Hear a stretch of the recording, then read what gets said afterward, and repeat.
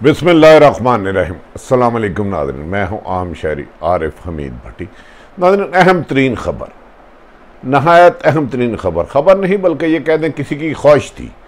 जानते हैं कि पाकिस्तान इस रीजन में बहुत ज़्यादा अहम होता जा रहा है। अफ़गानिस्तान की सूरत हाल के बाद जब अमेरिका ने कहा था कि 1 मई को 2021 में अपनी फ़ोर्स वापस बुला लेगा, उसके बाद वहाँ हालात कशीदा थे।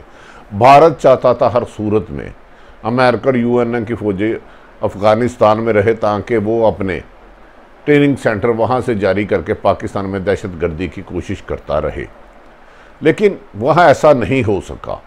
अमेरिका ये बात जान गया कि पाकिस्तान की मर्ज़ी और मदद के बगैर अफ़गानिस्तान में अमन नहीं हो सकता, और लिहाजा उसने कहा कि हम सितंबर में अपनी फ़ौजें और यूएनओ की वापस ले जाएंगे। इस पर एक बड़ी साजिश हुई। साजिश के तहत पाकिस्तान के हालात ख़राब करने की कोशिश की गई। नाज़रीन, मैं जान के उस जमात का नाम नहीं लूँगा। बैरून मुल्क से कॉलें आई और कहा गया कि कोशिश करो कि पाकिस्तान के हालात इतने ख़राब हो जाएं कि पाकिस्तान में मार्शल लॉ लग जाए, फौजी मार्शल लॉ लग जाए। मैंने ये नहीं कह रहा हरगिज़ कि लगने लगा था या लग सकता है, क्योंकि मार्शल लॉ में सबसे बड़ी रुकावट पाक फौज है, और पाक फौज की एस्टेब्लिशमेंट ने वादा फैसला किया है कि हर जमहूरी हुकूमत को आइन और आइन कानून के में उसका साथ दिया जाएगा।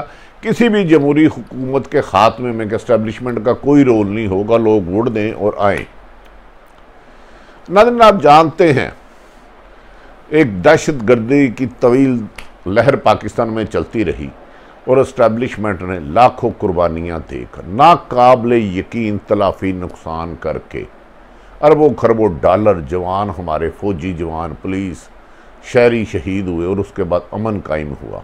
वाना वज़ीरिस्तान में इधर जो एक दहशत गर्दी कैंप थे, इन्हें ख़त्म करना नामुमकिन हद तक मुश्किल था, मगर पाक फ़ौज के अफसरान और जवान ने अपनी जान ज़िंदगी में शहादत अल्लाह के हुज़ूर पेश करके अपनी जानों की कुर्बानी देकर दहशत गर्दी की जड़ें उखाड़ फेंकी।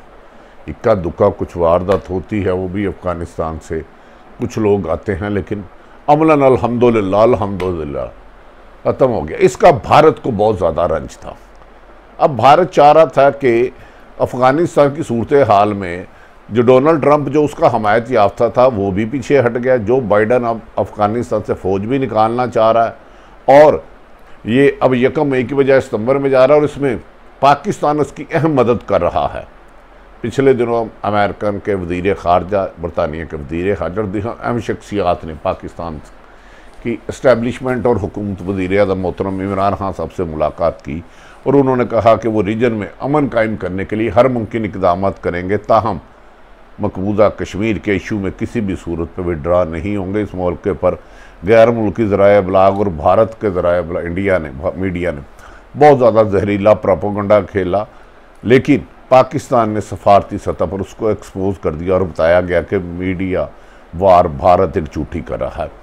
इसके बाद कुछ लोगों ने दानिस्ता और कुछ गैर दानिस्ता पाकिस्तान में मार्शल लॉ लगवाना चाहिए। अब जानते हैं कि जब से वज़ीर आज़म इमरान खान की हुकूमत आई है तो कुछ लोग उनकी हुकूमत नहीं मानते। कुछ उसको कहते हैं कठपुतली है, कुछ कहते हैं इसको सिलेक्टर लाए हैं, कुछ कहते हैं कि इससे मुल्क नहीं चल रहा, ये नालायक है, नाहल है, ये जाहिल है। इस तरह के बेशुमार इल्ज़ामात लग रहे हैं, और वज़ीर आज़म इमरान खान की हुकूमत के ख़ात्मे की दर्जनों डेटें दी जा चुकी हैं अपोजिशन जमातों की तरफ से, और कहा जा रहा है किसी न किसी को पसे पर्दा गैर मुल्की ताकतों की भी हमायत हासिल है।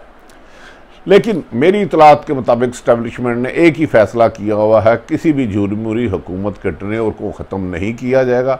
अगर सियासी मामला हैं तो वो अदालत में, अगर क्रिमिनल मामला हैं तो वो अदालतों में जाके हल करें, अगर सियासी मामला हैं तो पार्लियामेंट में करें। एस्टेब्लिशमेंट इसका हिस्सा नहीं बनेगी। इस पर बहुत से लोगों को मायूसी हो रही थी, बहुत से अफसरदा थे कि हम इमरान खान की हुकूमत गिरा नहीं पा रहे। इस वक्त उनका मकसद इमरान खान की हुकूमत गिरा के खुद आना नहीं है, मुल्क में अदम इस्तेकाम पैदा करना है, मुल्क में अनारकी फैलानी है। पिछले दिनों में नाज़रीन तहरीक लबैक ने एहतजाज किया, इसके बारे में बहुत सारी रिपोर्टें पाकिस्तान के अहम अदारों ने गई, जबकि IB इसमें कोई भी बेहतर रिपोर्ट देने में कामयाब नहीं हो सकी। जो वज़ीर आज़म पाकिस्तान के मुतहद है वो एक प्राइवेट एजेंसी है, जो भी प्राइम मिनिस्टर आता है अपनी मर्ज़ी का DG लगाता है और वो काम करता है। लेकिन इस मौके पर जब एहतजाज शुरू किया गया, यकीनन जिन्होंने एग्रीमेंट किया था कि फ्रांसीसी सफ़ीर को वापस भेजेंगे, उन्होंने गलती की, उनके ख़िलाफ़ कार्रवाई होनी चाहिए थी, होनी चाहिए है और होनी चाहिए नहीं। इस सिलसिले में मैंने ख़ुद भी बहुत ज़्यादा तहकीकात की, क्योंकि तरीके लैबैक के लोग ज़्यादा पुरअमन थे, वो एहतजाज की तरफ नहीं जाते थे। जब ये मूवमेंट निकली, उन्हें गिरफ़्तार किया गया, मौलाना साद रिजवी साहब को। फिर उन्होंने अपना बयान दिया कि कारकुन पुरतशद्दद ना हो, वापस घरों को चला जाए, सड़कें ब्लॉक ना करें। कहा जा रहा है कि इसमें बाज़ जगहों पर जो तरीके लब्बैक के कुछ लोग कर रहे थे, कुछ शर पसंद आए जिनका तरीके लब्बैक से तल्लक नहीं था, और बाज़ का ये कहा जा रहा है कोई गैर मुल्की साजिश थी या किसी और जमात की पुष्टपनाही थी। उन्होंने फायरिंग की और पाक हमारी पुलिस के जवानों को शहीद किया। और एक सोची समझी स्कीम के साथ कुछ लोग चाहते थे, मैं हरगिज़ किसी जमात का नाम नहीं ले रहा नाज़रीन, ना पर्सन मुझे इस बारे में कोई सबूत है, लेकिन ये काफ़ी इन्फॉर्मेशन है कि कुछ लोग चाहते थे कि हालात इतने के गड़बड़ हो जाए कि मुल्क खून में नहाए और मजबूरन फ़ौज को आना पड़े। लेकिन फ़ौज का एक वादा था कि वो जमहूरियत में अमल दखल नहीं करेंगे, पॉलिटिकल मामला जाएंगे पार्लियामेंट में, अगर किसी के ख़िलाफ़ क्राइम के मुकदमात हैं, करप्शन के या दीगर हैं, तो वो अदालतें जाने उनका काम। बहुत ज़्यादा कोशिश की गई। अचानक अहमकाना फ़ैसला किया कि मैं उसको अहमकाना कहता हूँ, लेकिन कुछ लोग इसको हुकूमत की स्ट्रेटेजी कहते हैं कि आज 11 बजे से 3 बजे पाकिस्तान की हिस्ट्री में पहली दफ़ा ट्विटर, यूट्यूब, इंस्टाग्राम और दीगर तमाम सोशल मीडिया पर पाबंदी लगा दी गई। इस दौरान कुछ लोग ये समझे, नादान लोग खुश हुए कि शायद खुदा ना खास्ता मुल्क मार्शाल्लाह की तरफ जा रहा है, जबकि इसका दूर तक का कोई वास्ता ही नहीं था। मैंने आपको कहा है, मेरी इंफॉर्मेशन के मुताबिक एस्टेब्लिशमेंट ने एक फ़ैसला किया हुआ है कि किसी भी जमात को गैर जमहूरी अंदाज से नहीं उतारा जाएगा। पीपल्स पार्टी के खिलाफ अरबों की शिकायतें आई, पर उन्हें 2008 से 13 का टेन्योर पूरा करने दिया गया, इवन के उनके वज़ीर आज़म भी चेंज हुए। इसी तरह मुस्लिम लीग नून का 13 से 18 में लातदाद शिकायतें आई, इवन के इमरान खान साहब का 126 दिन का धरना आया, लेकिन एस्टेब्लिशमेंट ने मार्शल्लाह नहीं लगने दिया और ना ही इसका हिस्सा बने। उसमें भी उनके एक प्राइम मिनिस्टर गए, अरबों करोड़ों को इलेक्शन आए। आज जो नैब में और दीगर अदारों में केस चले, ये मुस्लिम लीग नून और पीपल्स पार्टी के एक दूसरे के बनाए हुए हैं। अब तक इसमें कोई कामयाबी तो नहीं हो सकी, रिकवरी तो नहीं सकी। हमारी नैब और हुकूमत अक्सर कहते हैं पता नहीं $25,000 अरब हो गए हैं कि रिकवरी हो गई है, लेकिन आज तक इन सियासतदानों से एक पैनी भी नहीं कर सके, लोगों को लॉलीपॉप देते हैं। नाज़रीन, वज़ीर आज़म ने इस दौरान बहुत सारी कोशिशें की, बेहतरी की, मैं खुद जानता हूँ। आज उन्होंने अपनी कबीना में भी तब्दीली की। कबीना में तब्दीली, एक को यहाँ से उठा दिया, यहाँ से उठा दिया, यहाँ से उठा दिया, लेकिन इस तब्दीली से बज़ाहिर बादिउल नज़र में कोई फ़र्क नहीं पड़ेगा। 3 फिनांस मिनिस्टर आपने बदल दिए, कोई फ़र्क नहीं पड़ा। दोबारा फवाद चौधरी को मिनिस्टर इन्फॉर्मेशन बना दिया गया, जो अब पूरी पावर लेकर आए हैं बज़ाहिर, क्योंकि वो वज़ीर दाखिला बनना चाह रहे थे, लेकिन शेख रशीद एक मजबूत उम्मीदवार थे। इस पर फैसल वाडा को अभी नहीं जिम्मेदारी दी गई, कहा जा रहा कि उनको भी अहम जिम्मेदारी जाएगी, क्योंकि वो इमरान खान की साथ इंतहा लायल हैं और आखिरी हद तक उनके साथ जाते हैं।